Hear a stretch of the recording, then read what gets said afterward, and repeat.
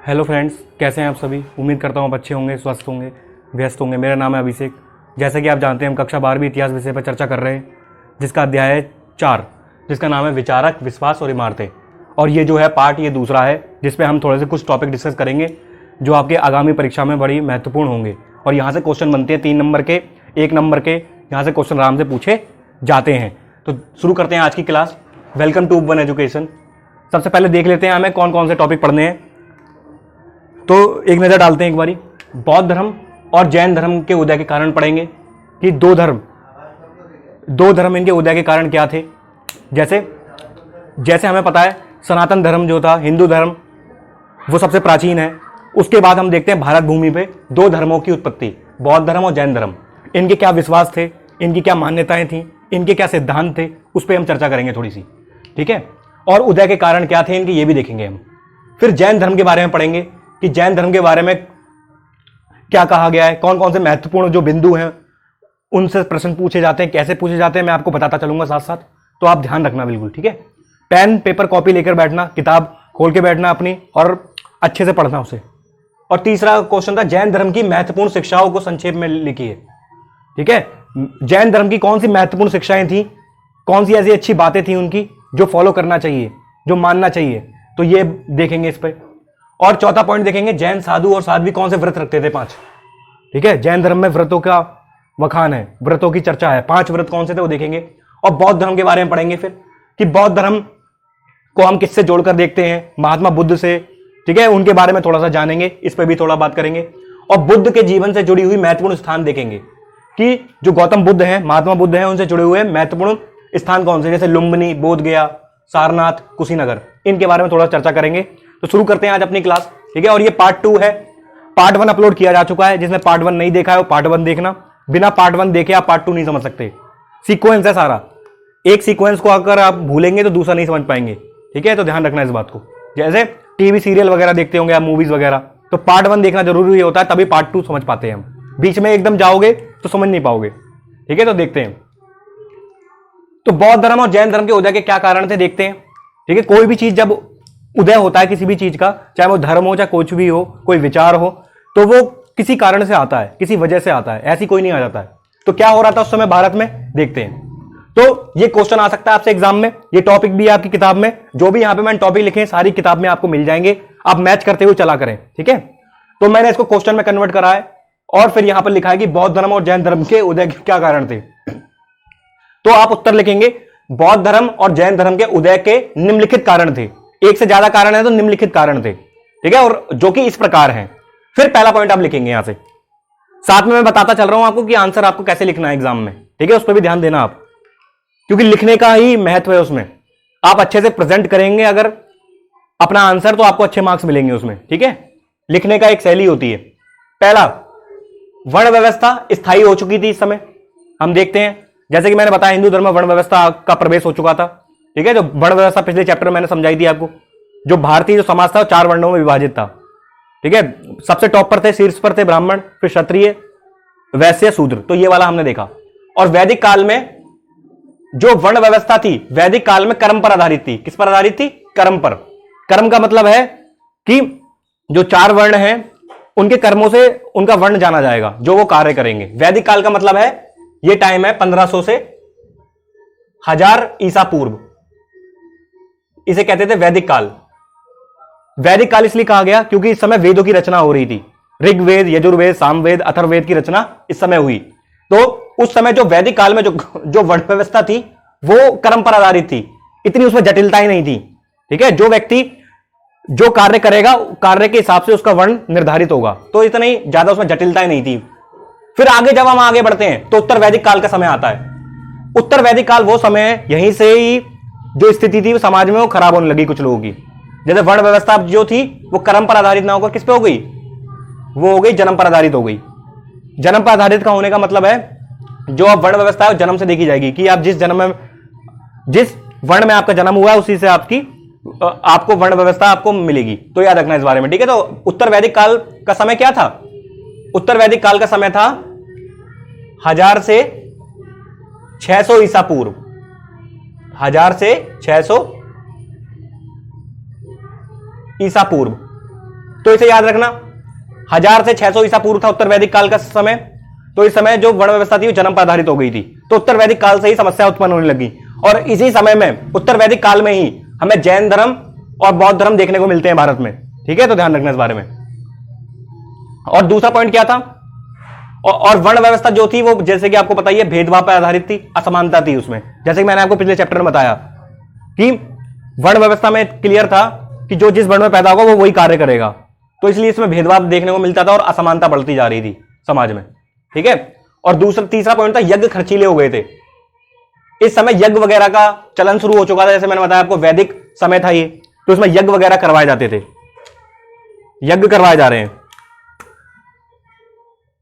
ठीक है, यज्ञ करवाए जा रहे हैं, तो उससे क्या हो रहा है, यज्ञों से जन साधारण लोगों को समस्या हो रही है। ठीक है, क्योंकि जो जन साधारण लोग थे, जो आम लोग थे, वो यज्ञ में पार्टिसिपेट नहीं कर पा रहे थे, वो यज्ञ नहीं करवा पा रहे थे, क्योंकि यज्ञ बहुत खर्चीले होते थे। जो अमीर व्यक्ति था समाज का वही करवा पाता था। ठीक है, तो ध्यान रखना इस बारे में, इससे जन साधारण लोगों को समस्या हुई। और चौथा पॉइंट, यज्ञों में पशुओं की बलि देने लग गए, यज्ञों में धड़ाधड़ पशुओं की बलि देने लग गए। बड़े बड़े जो पशु हैं, जो खेती के लिए बड़े महत्वपूर्ण होते हैं, जिनके बिना खेती करना बड़ा मुश्किल हो जाएगी उस समय, तो पशुओं की बलि होने लग गई। इससे भी जो आर्थिक संकट खड़ा होने लग गया एक, क्योंकि भाई पशुओं को मारा जाने लग जाएगा बहुत बड़े पैमाने पर, बैल वगैरह इनकी बलि दी जाएगी, तो खेती कौन करेगा फिर, और खेती को नुकसान होगा तो अर्थव्यवस्था कैसे बढ़ेगी देश की, समाज की, सॉरी। ठीक है, आसपास तो चीजें कैसे चलेंगी अगर खेती वगैरह नहीं होंगी तो ये सब यज्ञों में पशु की बलि वगैरह देने लग गई। तो इसी को रोकने के लिए, इन सभी चीजों को के खिलाफ हम देखते हैं जैन धर्म और बौद्ध धर्म हमें देखने को मिलता है। और जैन धर्म बौद्ध धर्म दोनों ने अहिंसा के विचार को आगे बढ़ाया कि अहिंसा होनी चाहिए सभी जीवों के प्रति, किसी के प्रति हिंसा ना हो, किसी को मारा पीटा ना जाए, ये सब। और सत्य और समानता के विचार को इन्होंने आगे बढ़ाया। ठीक है, सत्य और अहिंसा, जैसे गांधी के साथ जोड़ के देखते हैं हम, गांधी जी के साथ, कि सत्य और अहिंसा का विचार किसने दिया, गांधी जी ने। लेकिन गांधी जी से बहुत पहले जैन धर्म और बौद्ध धर्म में ये विचार आ गया है, अहिंसा और सत्य का, और समानता के विचार को इन्होंने आगे बढ़ाया, क्योंकि समाज वर्ण व्यवस्था पर आधारित था, और वर्ण व्यवस्था पर आधारित होने के कारण समाज जो था, असमानता थी समाज में, हम देखते हैं। तो उस असमानता को खत्म करने के लिए, दूर करने के लिए जैन धर्म बौद्ध धर्म ने कहा कि भाई समानता होनी चाहिए। इसीलिए हिंदू धर्म में जो असमानता जो फील कर रहे थे, जो वर्ग, जो लोग, वो बहुत तेजी के साथ जैन धर्म और बौद्ध धर्म के प्रति आकर्षित होंगे। उन्हें लगेगा कि बौद्ध धर्म में ही हमें एक समानता मिल रही है। ठीक है, तो और समानता की बात बहुत बड़ी बात है उस समय। आज हमें लग रहा है कि समानता ही तो है, क्या बड़ी बात है, लेकिन उस समय सोचो कितनी बड़ी बात होगी। 600 ईसा पूर्व में, 600 ईसा पूर्व में कितनी बड़ी बात है समानता की बात करना, तो बौद्ध धर्म और जैन धर्म ने करी। ठीक है, कि कोई फकीर हो या कोई आम आदमी हो या राजा हो, सब बराबर है उनकी नजरों में। अगला पॉइंट, जैन धर्म के बारे में थोड़ा सा जान लेते हैं कि जैन धर्म के बारे में थोड़ी सी जानकारी, ये एग्जाम में आ सकती है, आपसे ध्यान रखना। ठीक है, मैं बताता चलता हूं आपको। 6 ईसा पूर्व में वर्धमान महावीर से पहले जैन धर्म आ चुका था। ठीक है, जैन धर्म को हम ज्यादातर जो व्यक्तियों कनेक्ट करते हैं महावीर से, महावीर, ठीक है, महावीर जिनका नाम वर्धमान था, उनसे कनेक्ट करते हैं हम। लेकिन महावीर से पहले जैन धर्म हमें देखने को मिलता है भारत में। महावीर जो थे, मैं आगे आएगा, 24वें तीर्थंकर थे। 24वें तीर्थंकर क्या होता है ये भी हम देखेंगे अभी। तो कहने का मतलब है कि 6 ईसा पूर्व से पहले भी जैन धर्म था। जैन धर्म बहुत प्राचीन है। ठीक है, और महावीर से पहले 23 तीर्थंकर हो चुके थे। महावीर से पहले 23 तीर्थंकर हो चुके थे। तीर्थंकर का मतलब होता है शिक्षक। जैन धर्म में जो शिक्षक के लिए जो शब्द चलता है वो है तीर्थंकर, और महावीर से पहले 23 हो चुके थे। तो महावीर कौन से हुए फिर? महावीर 24वें तीर्थंकर हुए। कौन से हुए? 24वें। तो ध्यान रखना, तीर्थंकर का मतलब होता है वे महापुरुष जो पुरुषों और महिलाओं को जीवन की नदी से पार पहुंचाते हैं। कहने का मतलब है जो दुख है, जो कष्ट वगैरह हैं, उनसे उन्हें मुक्ति दिलाना, उसे तीर्थंकर कहते हैं। ठीक है, और महावीर जो है 24वें तीर्थंकर थे, अंतिम तीर्थंकर थे। तो ये याद रखना, पेपर में आ सकता है, आपके एग्जाम में पूछ सकता है कि महावीर जो थे वो कौन से तीर्थंकर थे जैन धर्म के, तो वो 24वें थे। और 24वें यानी कि, और ये भी पूछ सकता है जैन धर्म में कितने तीर्थंकर हुए? 24 हुए। और अंतिम तीर्थंकर कौन थे? महावीर थे। ठीक है, और अब यहां पर क्वेश्चन आता है पहले कौन थे? तो पहले थे ऋषभदेव। ठीक है, तो कोई आपसे पूछे जैन धर्म के पहले तीर्थंकर कौन थे, तो आपका आंसर होगा ऋषभदेव। कौन थे? ऋषभदेव। ऋषभदेव। ठीक है, ऋषभ ऋषभ देव, ठीक है, ऋषभ देव थे जो पहले तीर्थंकर थे, याद रखना इस बारे में, ये एग्जाम में पूछ लेता है कभी कभी। ये मिट गया थोड़ा सा, मैं इसे सही कर देता हूं, ठीक है। सत्य अहिंसा महावीर, ठीक है। तीर्थंकर पहले कौन से थे? ऋषभ देव थे। तो इस बात को आपको हमेशा ध्यान रखना, भूलना नहीं है, ठीक है। अब आगे बढ़ते हैं। जैन धर्म की महत्वपूर्ण शिक्षाओं को संक्षेप में लिखिए कि जैन धर्म ने कौन कौन से विचार दिए हैं, उनकी कौन कौन सी शिक्षाएं थी, ठीक है, उसके बारे में है। तो जब भी ये क्वेश्चन आए तो आपको लिखना है कि जैन धर्म की महत्वपूर्ण शिक्षाएं कुछ इस प्रकार है या निम्नलिखित है। जैसे पहला, सबसे पहले उन्होंने अहिंसा का विचार दिया जैन धर्म ने, और महावीर ने कहा कि मनुष्य हो, जानवर हो या पेड़ पौधे हो, कीड़े मकोड़े हो, कुछ भी हो, को नहीं मारना चाहिए, महावीर का मानना था ये। और उन्होंने कहा कि पत्थर, चट्टान और जल में भी जीवन होता है, ठीक है। ये अहिंसा का जो इनका विचार है बहुत ज्यादा एक्सट्रीम है इनका, ठीक है। एक्सट्रीम माने बहुत ज्यादा बोल देते हैं। जैसे पत्थर को में भी, चट्टानों में भी इन्होंने उनमें भी जीवन देख लिया, जल में भी। तो ये अहिंसा का विचार था, ठीक है। तो याद रखना महावीर ने क्या बताया। और दूसरा, कर्म का सिद्धांत है इनका। ये कहते हैं कि जन्म पुनर्जन्म का चक्र कर्म के द्वारा निर्धारित होता है। कहने का मतलब है इनका कि कर्म महत्वपूर्ण है, जो व्यक्ति जैसा कर्म करता है उसका वैसे ही जन्म पुनर्जन्म होता है, ये इनका मानना है। कर्म पे निर्भर करता है, जैन धर्म की मान्यता है। ये भी कुछ कुछ आपको समानताएं मिल रही होंगी हिंदू धर्म से। हिंदू धर्म और के कुछ बातें हैं उनके विरोध में आए हैं जैन धर्म, बौद्ध धर्म, लेकिन पूरे हिंदू धर्म को इन्होंने नेगेट नहीं कर दिया, उनको नकार नहीं दिया। कुछ अच्छे जो विचार हैं वहां से इन्होंने उसको ग्रहण किया, और जहां जहां इन्हें समस्या थी उस पर इन्होंने विरोध किया अपना। तो ध्यान रखना इस बारे में। कर्म का सिद्धांत हमें उसमें भी देखने को मिलता है, हिंदू धर्म में भी, तो वो जैन धर्म में भी दिख रहा है। और घोर तपस्या में विश्वास करते थे, ये तीसरा पॉइंट। महावीर को घोर तपस्या से ज्ञान प्राप्त हुआ था। महावीर ने जो घोर तपस्या करी थी तब इन्हें ज्ञान प्राप्त हुआ था, तो इसलिए घोर तपस्या में विश्वास करते हैं, तीसरा पॉइंट। चौथा पॉइंट, यज्ञ आदि में अविश्वास।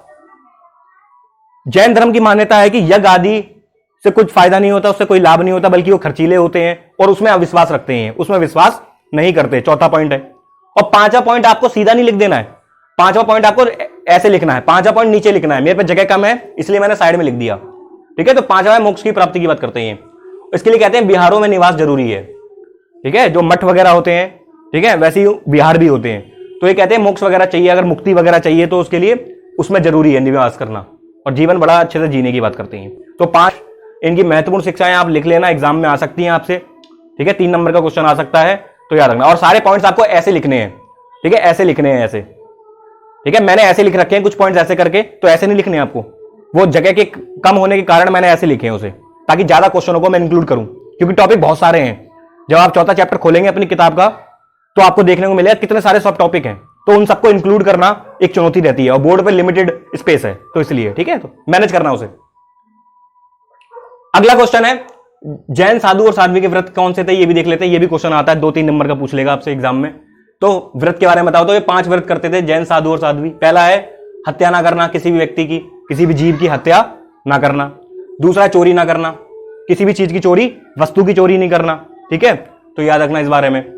और तीसरा झूठ ना बोलना। ये सब वही बातें हैं जो सिखाई जाती हैं बचपन में, है ना, लेकिन कोई करता है कोई नहीं करता है, कौन कितना करता है वो एक अलग बात है। झूठ ना बोलना, ब्रह्मचार्य का पालन करना, ठीक है, वैवाहिक संबंधों में ना पड़ना, ये जैन साधु कहते हैं। और 5वां अपरिग्रह करना। अपरिग्रह का मतलब होता है यहां पर संपत्ति इकट्ठी ना करना, संपत्ति अर्जित ना करना, ठीक है। तो इसे कहते हैं, संपत्ति कर सकते हो, धन कर सकते हो, धन अर्जित ना करना, धन अर्जित ना करना, ठीक है। तो उसे कहते हैं अपरिग्रह ना करना, ठीक है। चोरी ना करना, ये मैंने बता ही दिया आपको, ठीक है। ये मिट गया, थोड़ा सा कर देता हूं इसे सही। और अपरिग्रह का मतलब होता है संपत्ति या धन अर्जित ना करना। थोड़ा सा फ्रेम से मैं बाहर भी चला जाऊंगा समझाने के लिए, आप जो मैं बोल रहा हूं उस पर फोकस करना और बोर्ड पे फोकस करना, ठीक है, परेशान नहीं होना उससे। तो ये हो गए 5। अगला टॉपिक है बौद्ध धर्म के बारे में बताइए। अभी तक हमने जैन धर्म के बारे में पढ़ लिया, और एक चीज और याद रखना जैन धर्म के बारे में, जैन धर्म का जो विस्तार है वो ज्यादा नहीं हो पाया भारत में, कुछ ही क्षेत्र में सीमित रह गया जैन धर्म, क्योंकि जैन धर्म की जो कुछ शिक्षाएं हैं वो बहुत ज्यादा एक्सट्रीम है। एक्सट्रीम माने बहुत ज्यादा कठोर है, उसको लागू करना बड़ा मुश्किल है। अहिंसा का विचार ही ले लो इनका। ये कहते हैं किसी भी मनुष्य, जानवर, पेड़ पौधे, कीड़े मकोड़े को नहीं मानना चाहिए। अब कोई व्यक्ति चल रहा है कहीं रास्ते वास्ते में, उसके पैर के नीचे कुछ आ गया, कोई कीड़ा मकोड़ा आ गया तो क्या वो उसने उससे पैर रख गया, तो ये कहते हैं वो भी नहीं होना चाहिए।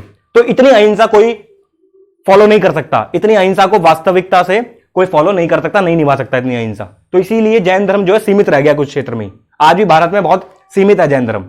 जैन धर्म इसलिए अपना विस्तार नहीं कर पाया क्योंकि इसकी कुछ बातें बहुत ज्यादा कठोर हैं, बहुत एक्सट्रीम है, उसको फॉलो कर पाना आसान नहीं है। ठीक है, ध्यान रखना इस बारे में। इसका मतलब ये नहीं कोई फॉलो नहीं कर रहा, कुछ लोग कर रहे हैं, बहुत फॉलो कर रहे हैं, लेकिन एक सीमित दायरे में है जैन धर्म आज भी। ठीक है, ध्यान रखना। अगला बौद्ध धर्म के बारे में ये देख लेते हैं। बौद्ध धर्म को महात्मा बुद्ध के साथ जोड़ते हैं हम लोग। बौद्ध धर्म को महात्मा बुद्ध के साथ जोड़ के देखा जाता है। ठीक है, और बुद्ध के बचपन का नाम क्या था? जो महात्मा बुद्ध थे उनके बचपन का नाम था सिद्धार्थ। एग्जाम में आ सकता है, आपसे पूछ लेगा महात्मा बुद्ध के बचपन का नाम क्या था, 4 ऑप्शन दे देगा, आपको पिक करना होगा सही। तो सिद्धार्थ था इनके बचपन का नाम, याद रखना। ठीक है, और बुद्ध के पिता का नाम क्या था? शुद्धोधन। शुद्धोधन बुद्ध के पिता का नाम था। ठीक है, और शाक्य कबीले के सरदार के बेटे थे ये। ठीक है, जो बुद्ध का जो कबीला था वो शाक्य कबीले के सरदार के बेटे थे, मतलब शाक्य जो इनका कबीला था बुद्ध का, तो ध्यान रखना। शुद्धोधन जो थे शाक्य कबीले से आते थे। और माता जो थी इनकी माया देवी थी। बुद्ध की माता का नाम था माया देवी, एग्जाम में आ सकता है, लेकिन इनकी मृत्यु हो गई थी जल्दी। तो बुद्ध को उनकी दूसरी माता ने पाला था। उनकी दूसरी माता का नाम था गौतमी प्रजापति। ठीक है, तो उनकी जो दूसरी माता थी उन्होंने उनका पालन पोषण किया था, तो ध्यान रखना। और बाद में सिद्धार्थ ज्ञान प्राप्त करके बुद्ध बन गए। बुद्ध का मतलब होता है ज्ञानी व्यक्ति। बुद्ध का मतलब यहां पे बुद्धू से नहीं है, बुद्ध का मतलब है ज्ञानी व्यक्ति, इनलाइटनमेंट जिसने प्राप्त कर लिया है, बहुत ही ज्ञानी व्यक्ति, बहुत ही ध्यान रखना। ठीक है, तो ये ज्ञानी व्यक्ति कहा जाता है बुद्ध को, ये भी पूछ लेता है। ठीक है, और बुद्ध का दूसरा नाम एक चलता है, वो भी याद रखना। बुद्ध का एक दूसरा नाम चलता है तथागत। ये चल नहीं रहे यार पेन। बुद्ध का दूसरा नाम चलता है तथागत। ठीक है, मैं लिख देता हूं यहां पर। बुद्ध का जो दूसरा नाम जो चलता है वो है तथागत। ये भी याद है एग्जाम में, तो याद रखना बुद्ध का ही नाम है तथागत। इन्हें तथागत भी कहते थे, इनके अनुयायी जो इनके फॉलोवर थे तथागत कहते थे कि तथागत हम ये चाहते हैं, तथागत आप क्या इस पे सोचते हैं, आपके क्या विचार है, ये सब। ठीक है, तो ध्यान रखना इस बारे में। अगला टॉपिक है जो लास्ट है। ठीक है, बुद्ध के जीवन से जुड़ी हुई महत्वपूर्ण स्थान। ऐसे कौन से स्थान है जो बुद्ध से जुड़े हुए हैं, जो बहुत ही महत्वपूर्ण है, जिनका बहुत महत्व है। ठीक है, वहां पे बहुत लोग जाते हैं आज भी। जैसे सबसे पहले बुद्ध का जन्म कहां हुआ था? बुद्ध का जन्म हुआ था लुम्बिनी में। लुम्बिनी कहां पड़ती है? नेपाल में। ठीक है, तो एग्जाम में पहला क्वेश्चन आपसे यही बन जाएगा कि बुद्ध का जन्म कहां हुआ था? लुम्बिनी में, नेपाल में। फिर दूसरा क्वेश्चन, बुद्ध को ज्ञान प्राप्त कहां हुआ था? जैसे कोई भी पहले बच्चा क्या होता है, उसका जन्म होता है, फिर वो शिक्षा ग्रहण करता है, तो उसी प्रकार बुद्ध को भी ज्ञान प्राप्त हुआ। बुद्ध को प्राप्त हुआ था बोध गया में। ये बिहार में जगह है एक, गया, सुना होगा आपने नाम, गया। तो बोध गया, बोध गया बहुत बड़ा एक पर्यटन स्थल है आज की डेट में। बहुत श्रद्धा, वहां पे लोग आते हैं, इंडियन हो चाहे फॉरेनर हो, सब विजिट करते हैं। वहां पे टूरिज्म बहुत चलता है यहाँ का। बोध गया बिहार। ठीक है, बुद्ध से जुड़ा है वो भी। और तीसरा, बुद्ध का प्रथम उपदेश क्या था? जब व्यक्ति ज्ञान प्राप्त कर लेता है तो फिर वो क्या करता है? उस ज्ञान को बांटता है लोगों में। ठीक है, जन जन को पहुंचाता है अपना ज्ञान, उपदेश देता है अपना। तो पहला उपदेश इनका हुआ था सारनाथ में। सारनाथ कहां पड़ती है? उत्तर प्रदेश में। तो ये आपसे सारे क्वेश्चन पूछ लेगा। इस तरह भी पूछेगा कि बुद्ध का प्रथम उपदेश कहां हुआ? सारनाथ में। या फिर यह भी पूछ लेगा सारनाथ कहां पे पड़ता है? तो उत्तर प्रदेश में पड़ता है सारनाथ। और चौथा, जब व्यक्ति सब कर लेता है, जन्म हो गया, ज्ञान प्राप्त हो गया, उसने अपना ज्ञान बांट दिया, उपदेश दे दिया, अंत में क्या होती है व्यक्ति की? मृत्यु। मृत्यु सबकी होती है, जिसने जन्म लिया सबकी मृत्यु होती है, इंसान हो चाहे जानवर हो, सबकी मृत्यु होनी है। तो मृत्यु को बौद्ध धर्म में कहते हैं निब्बन। ठीक है, निब्बान। और मृत्यु उनकी कहां हुई थी? कुशीनगर में। कुशीनगर कहां पड़ती है? कुशीनगर भी उत्तर प्रदेश में पड़ती है जगह। तो याद रखना, 2 उत्तर प्रदेश से जुड़ रहे हैं बौद्ध धर्म, बौद्ध बुद्ध के महत्वपूर्ण स्थान। एक है प्रथम उपदेश सारनाथ उत्तर प्रदेश, फिर बुद्ध की मृत्यु निब्बन। मृत्यु को बौद्ध धर्म में निब्बन कहा जा रहा है। तो आपसे मृत्यु ना देकर कभी पूछ ले कि बुद्ध की निब्बन कहां हुई, तो निब्बन आपका ये क्या आ गया शब्द? तो निब्बन का मतलब है मृत्यु की बात हो रही है, डेथ। तो डेथ हुई इनकी कुशीनगर में उत्तर प्रदेश में। तो इस तरह से आपसे क्वेश्चन बन सकता है एग्जाम में। 1 नंबर का मैंने बता दिया, और इसे मैप में भी दर्शाने को आता है कभी कभी। मैप में मैं एक अलग सेपरेट वीडियो बनाऊंगा, उसमें आपको मैप भरवाऊंगा मैं। ठीक है, तो ध्यान रखना, इस तरह से क्वेश्चन बनते हैं यहां से। तो ये टॉपिक हमने देखे आज के लिए। ठीक है, तो एक बार ओवरव्यू दे देता हूं मैं 2 मिनट में, हमने कौन कौन से देखे। सबसे पहले हमने देखा कि बौद्ध धर्म जैन धर्म के उदय के कारण क्या थे। वर्ण व्यवस्था स्थायी हो गई थी। वैदिक काल में कर्म पर आधारित थी वर्ण व्यवस्था, 1500 से 1000 ईसा पूर्व, ये मिटा देता हूं, है ना, से 1000 से, और उत्तर वैदिक काल में जन्म पर आधारित हो गई वर्ण व्यवस्था, ये हमने देखा। ठीक है। और वर्ण व्यवस्था में भेदभाव था, असमानता थी, यज्ञ खर्चीले हो गए, जन साधारण लोगों को समस्या हो गई, यज्ञों में पशुओं की बलि दी जाने लगी अंधाधुन।